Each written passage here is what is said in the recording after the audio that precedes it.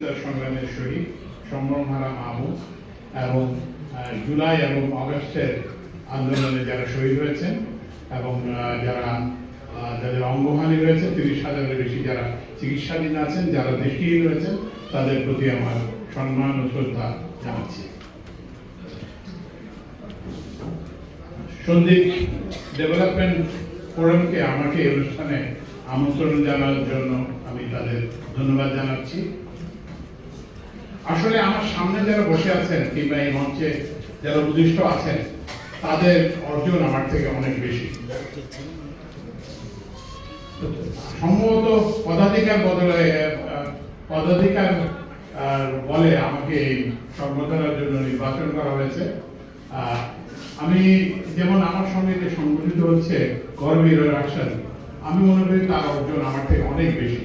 এই অল্প বয়সে সে যা অর্জন করেছে, এটা আমার সারা জীবনে আমি অর্জন করতে পারবো বলে মনে করি না। তবু যাই হোক, আমি অত্যন্ত আনন্দিত যে আমি সংগঠিত হতে পেরে, বিশ্বত কর্মীর সঙ্গে সংগঠিত হতে পেরে। তো এখন এখানে কিছু কথা আমাকে বলতে হবে, কিছু কথা হয়তো আপনাদের পছন্দ হবে, কিছু কথা আপনাদের হয়তো পছন্দ হবে না। আমি 16ই আগস্ট উপদেষ্টা হিসেবে শপথ নিই। 15 আগস্ট শপথ নিই, 16ই আগস্টে আমি শপথ নিই।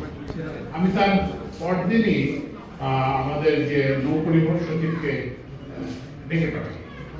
তো ডেকে পাঠাই ওর নাম ছিল কামাল। আমি আপনারা জানেন যে আমি সিভিল সার্ভিসের সদস্য ছিলাম, সেই জন্য এরা সবাই আমার ঘনিষ্ঠ সহকর্মী। তো আমি কামালকে ডেকে পাঠাই, কামালকে বলি যে তুমি ইয়ে করো, সন্দীপের যাতায়াতের ব্যবস্থা ইয়ে করো। তো এইটা করতে যে এবং সন্দীপের অন্যান্য উন্নয়ন প্রচেষ্টা করতে যে আমার কাছে যেটা মনে হয়েছে যে আমরা কিন্তু সবাই সবার আত্মীয়, এক একজনের সঙ্গে এক একজনের 3-4টা আত্মীয়। যে কোনো অনুষ্ঠানে আমার খালু শ্বশুর এখানে আছেন, আমার মামা শ্বশুর আছেন, আমার খালা আছেন, সবাই সবার।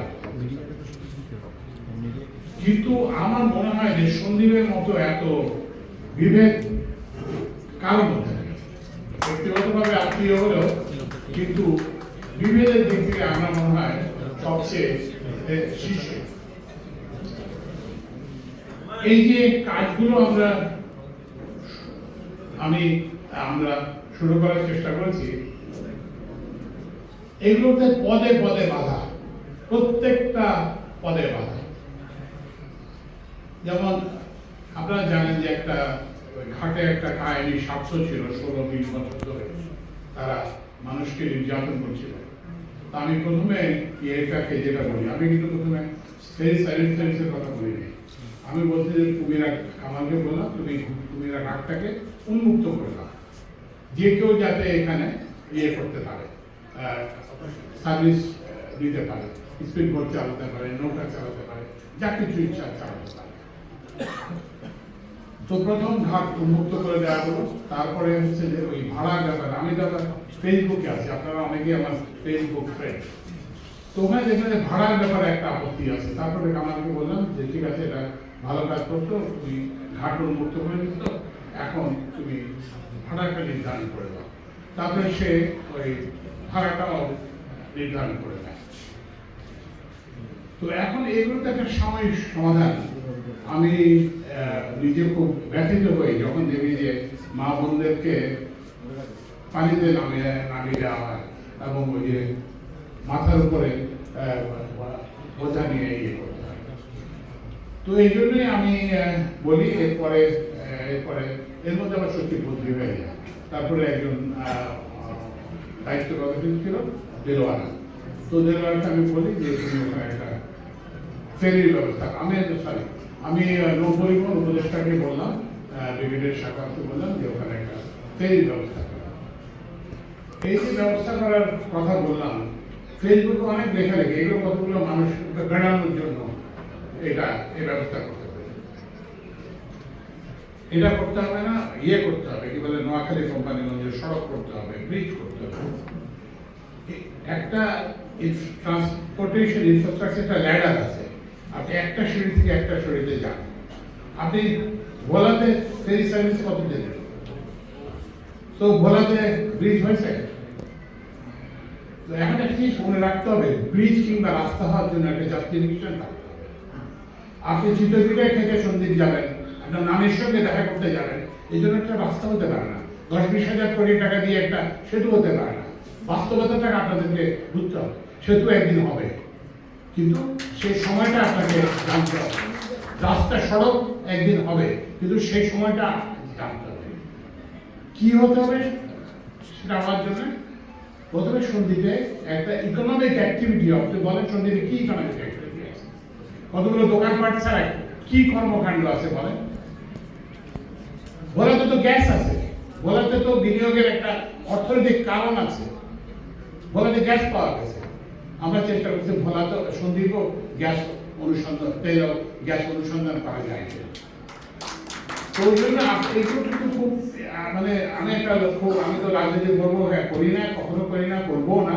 সুতরাং আমি এই কথাগুলো আপনাদেরকে স্পষ্ট বলতে চাই। তো সেই জন্য আমি যেটা করলাম বললাম একটা ফেরি চালু করবো। হ্যাঁ, ফেরির অনেক চ্যালেঞ্জ আছে। মনোয়ার, আমার প্রিয় সহকর্মী মনোয়ার বলছে, কিন্তু আমি চেষ্টা করে দেখি না, চালু না করে আগে থেকেই যদি এটাকে নিয়ে একটা নেতিবাচক প্রচারণা করি তাহলে তাহলে কি হবে। শুধু শুধু তো ফেরি না, ফেরিটা কিন্তু আপনাকে একদম পুরো জিনিসটাকেই সন্দ্বীপের মানচিত্রটাকে পাল্টে দেবে। আপনার ট্রাক যাবে, আপনার সন্দ্বীপ থেকে সন্দ্বীপে পণ্য যাবে, এই যে স্টিল যাবে, সিমেন্ট যাবে, নানা সব জিনিস যাবে। সন্দ্বীপের কোনো জিনিস তো বাইরে বিক্রি হয় না। সন্দ্বীপে যে কোনো জিনিসের দাম ঢাকার যে কোনো জিনিসের দাম থেকে বেশি। কারণ হচ্ছে যে ওখানে যে পরিবহন, শুধু যে যাত্রী পারাপার সমস্যা, পণ্য পারাপারও একটা বিরাট সমস্যা। সেই জন্য আমরা ওখানে প্রাথমিকভাবে চেষ্টা করি। তারপরে এই যে ফেরির কাজ শুরু হলো, বাধার পর বাধা, এই জন্য কাজ, তারপরে চাঁদা চায়, নানা সব। আমি মনে হয় কত 300-400 টেলিফোন করছি বিভিন্ন পর্যায়ে, সচিবকে, উপদেষ্টাকে, পুলিশ প্রধানকে, ডেপুটি কমিশনারকে, তারপরে ওই যে কি বলে যে নৌ পরিবহন সচিবকে, প্রত্যেকটা পদে পদে বাধা। এরা কারা দিচ্ছে বাধা, এটা আপনারা খুঁজে বের করেন। কারা এই বাধা দিচ্ছে, কারা কারা কারা সন্দ্বীপ এই যে যাতায়াত সমস্যা মুক্ত হওয়া না হোক, এটা কারা এই বাধাগুলো দিচ্ছে, এগুলো আপনাদের বের করতে হবে। তো যাই হোক, আল্লাহর রহমতে এখন কাজ শুরু হয়েছে, 2 পারে কাজ শুরু হয়েছে। এটার কতগুলো কাজ আছে, একটা রাস্তা হবে। তো রাস্তাটা দ্রুত করার জন্য আমরা সেনাবাহিনীকে এটা ডিপোজিট ওয়ার্ক হিসেবে দিয়েছি, যে ওদের একটা এরপরে হচ্ছে যে ফেরি পন্টুনের ব্যবস্থা হয়েছে এবং ফেরির ব্যবস্থা হয়েছে। একটা জিনিস মনে রাখতে হবে, এখন যে ফেরিগুলো বাগবাড়িয়া থেকে যেগুলো চলবে, এগুলো কিন্তু সারা বছরের ফেরি না, এগুলো সাময়িকভাবে চলবে, সুদিন যেটাকে বলি আমরা। কিন্তু সুদিনের পরে কি হবে, সেজন্য আমরা ওখানে একটা বর্তমান কুমিল্লা ঘাট থেকে সিট ট্রাক যোগাযোগ ব্যবস্থা, সিট ট্রাকেও ফেরি যাবে, 3টা খুব লিমিটেড নাম্বার অফ ফেরি যাবে, কিন্তু সিট ট্রাকে একসঙ্গে 300-400 যাত্রী আমরা দিয়ে দিতে পারবো, এবং এটা কিন্তু সারা বছর চলবে। তো এছাড়াও আমরা যেগুলো করার চেষ্টা করতেছি, যে আমি বিআরটিসি, যেটা আমার আওতাধীন, আমার কাজের আওতাধীন, আমরা বিআরটিসি একটা সার্ভিস করতে বলছি, ঢাকা থেকে কুমিল্লা কিংবা ঢাকা থেকে বাগবাড়িয়া। ওরা অলরেডি ওখানে গেছিল এবং সেটার জন্য ওরা ব্যবস্থা নিচ্ছে। তারপরে আমরা আশা করবো যে চট্টগ্রাম থেকেও এরকম, আমি যখন উপদেষ্টা হয়ে যাই তখনই আমি বলতাম যে আমি সন্দ্বীপে যাবো না, ফেরি না হওয়া পর্যন্ত। তো আশা করি, আমরা আশা করতেছি যে ফেরি। আচ্ছা, এখন যদি সবাই রাস্তার কথা বলছে, এটার কথা বলছে, 5-6 জন উপদেষ্টা সন্দ্বীপে যেতে চান, কিভাবে নিয়ে যাবো আপনি বলেন? 5-6 জন উপদেষ্টা যেতে চান। এবং হাসান আরিফ সাহেব, উনি মারা গেছেন, 1900 প্রত্যেকদিন আমার সঙ্গে যখনই দেখা হতো বললে ফজল কবির আমাকে সন্দ্বীপ করে নিয়ে যাবেন। তো তো আপনার আপনার যে রাস্তার ব্যাপার, এয়ারপোর্টের ব্যাপার, যে কোনো কিছু ব্যাপার আপনাকে কাউকে দেখাতে হবে, সরেজমিনে দেখাতে হবে, তাহলে না আমরা তাকে দিয়ে দিতে পারবো। তো আমরা আশা করতেছি যে এই ফেরিটা চালু হবে। ফেরিটা চালু হলে আমরা 5-6 জন যতজন উপদেষ্টাকে নিয়ে যেতে পারি সেখানে, তখন যে ওই যে সন্দীপের কোম্পানিগঞ্জের সড়ক, উড়িচর সড়ক, আচ্ছা আমি এটা লক্ষ্যে আমি কিন্তু সম্পর্কতার জন্য পাঠিয়েছিলাম দিলীপ গুহ ঠাকুর বলে আমাদের এক প্রাক্তন ইঞ্জিনিয়ার এবং আমাদের সিভিল ইঞ্জিনিয়ার। আপনি বিশ্বাস করবেন সড়কের জন্য এত বড় কথা বলা, একটি লোক পাওয়া যায় নাই তাদেরকে একত্রিত করার জন্য। আমি আমার আত্মীয়কে বলে তারপরে আমি লোক পাঠিয়েছি। সবাই বক্তৃতা দিতে চায় আমরা। আপনি আজকের অনুষ্ঠানের বক্তৃতা বাস্তার সংখ্যা দেখেন, কিন্তু করার লোক কয়জন? সন্দীপে তো আমি একা চেষ্টা করতে কিছুই হবে না, আপনাদের কিন্তু সবাইকে এটাকে শরীর দিতে হবে। আর শুধু যে সবকিছুই সরকার করবে তা না, এটাকে তো ব্যক্তি খাত থেকে আগাতে হবে। আমি অনুরোধ করেছিলাম যে আরেকটা স্পিড বোট সার্ভিস, আজকে ওনাদেরকে কাউকে দেখতেছে না। এটাও নিশ্চয়ই বিভেদের কারণে যে ওনারা সমুদ্রকে সন্ধ্যে কি ম্যারিটাইম এইভাবে আমি এগিয়ে আসতে হবে যে শুধু সরকার আপনাকে সবকিছু করে দেবে এটা হবে। আপনাদের বুঝতে পারেন যে একটা মনোপলি, একচেটিয়া যে কোনো ব্যবসা তো এটা ক্ষতিকর জিনিস। একচেটিয়া হলে আপনিও সুযোগ নেবেন, আমিও সুযোগ নেব, কিন্তু সেখানে যদি আজকে আরেকটা স্পিড বোট সার্ভিস চালো, অন্য কিছু নাই হোক, তাহলে তো সামান্য উন্নতি হবে।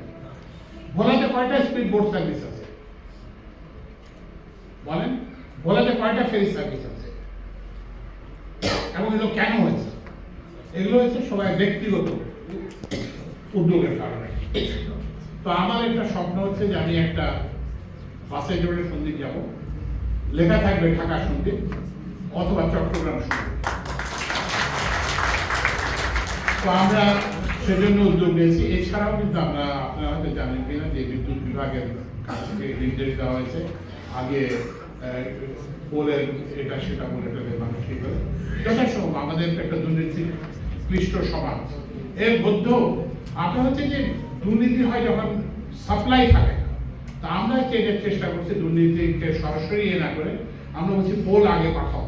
আমি চেয়ারম্যানকে বলছি তুমি আগে পোল পাঠাও, পোল সংকট আছে এটাকে আমাকে না শুনতে হয়, তাহলে আপনি সরবরাহ বাড়লে দেখবেন আপনার দুর্নীতি অনেক কমে যাবে। তারপরে আমি এলজিইডি উপদেষ্টাকে বলছি যে লোকাল গভর্নমেন্ট উপদেষ্টা বলছি সন্দীপের সড়কগুলো দেখা যাবে। তারপরে যেগুলো আমাদের রোডস অ্যান্ড হাইওয়েজের সড়ক সেগুলোকে দেখার জন্য বলেছি। তারপরে যে বেড়িবাঁধের কথাও আমি সচিবকে বলেন যে পানি সম্পদ সচিব এবং এই যে পানি সম্পদ উপদেষ্টা, পানি সম্পদ উপদেষ্টা নিজেই যেতে চান, আমাকে ফেলে দেওয়ার জন্য বারবার বলছি, বলেন কিভাবে নিয়ে যাবেন? আপনি ওটা দেখে আপনার জন্য করুণা অনুভব করবেন, কিন্তু কোনো কাজ তো হবে না। আমি যদি ওই ফেরিতে কষ্ট করে একবার নিয়েও যাই, কিংবা ধর একটা বিশেষ জাহাজ করে যদি নিয়ে যাই, আপনার জন্য করুণা অনুভব করবেন, কিন্তু কোনো কাজ তো হবে না। তো ওই জন্য আমরা একটা প্রপার ওয়েতে তাদেরকে দিতে চাই। 4-5 জন 6 জন উপদেষ্টা যারা অনেকে আগ্রহ নৌপরিবহন উপদেষ্টা যেতে চাইছে, কিন্তু সন্দীপের মানুষ যদি পিছিয়ে না দাঁড়ায়, আমি একা কতজনকে বলবো, কত লোককে বলবো? এটা কি আমি কয়দিন যাব? আমি সন্দীপ কয়দিন যাই? আমার মা বাবা সেখানে নেই, আমার দাদা দাদি সবাই মারা গেছেন, আমার বাবা মা মারা গেছেন। তো আমি ওখানে যাওয়ার প্রয়োজনটা তো না, কিন্তু আমি তবুও চাই যে আমার জন্য না, জিনিসটা হচ্ছে যে সবাই যাতে যেতে পারে, এবং এখানে যেতে গেলে অর্থনৈতিক ক্রিয়া কর্মকাণ্ড হবে এবং এখানে নানান রকম সুযোগ আছে। এখন আমি যদি বলি যে আপনি ড্রিলিং করেন, ড্রিলিং ইকুইপমেন্ট যাবে কিভাবে বলেন? তো ওই জন্য হচ্ছে কি প্রাথমিক একটা ইনফ্রাস্ট্রাকচারের একটা ল্যাডার আছে। আপনি মইতে তো প্রথমেই আপনি উপরে উঠতে পারবেন না, প্রথমেই তো আপনি সেতুতে যেতে পারবেন না, প্রথমেই যাবেন, এবং এগুলো করতে বিপদ করা হয়েছে। আব্দুল হামিদ আমাদের প্রাক্তন রাষ্ট্রপতি হাওড়ার মধ্যে একটা রাস্তা করছেন ওনার ক্ষমতার জোরে, কিন্তু কি হয়েছে? সিলেটে এখন বন্যায় ভাটতেছে, মাছের অবস্থা কাহিল হচ্ছে।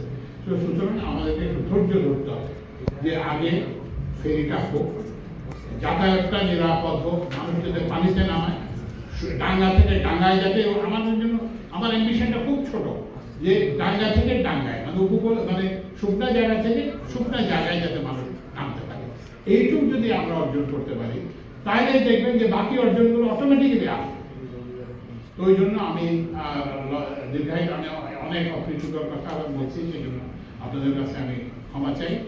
কিন্তু সন্দ্বীপের উন্নয়ন করতে হলে এই যে যেটা বললাম, আপনারা রাজনীতি করেন, এই করেন, সে করেন, দল করেন, উত্তর সন্দ্বীপ করেন, দক্ষিণ সন্দ্বীপ করেন, অমুক ইউনিয়ন করেন, সমুক ইউনিয়ন করেন, সব কিছুই করেন, কিন্তু সন্দ্বীপের যে মৌলিক স্বার্থ, যে যাতায়াত, সন্দ্বীপের যে উন্নয়ন, সন্দ্বীপের যে বাঁধ, সন্দ্বীপের যে সড়ক, সন্দ্বীপের যে সংযোগ সড়ক কিংবা যে বাঁধটা, এগুলোর ব্যাপারে অন্তত ইয়ে করে, এগুলোর ব্যাপারে বাধা দিচ্ছে, এইটাই আমার এগুলো করতে গেলে বাধা।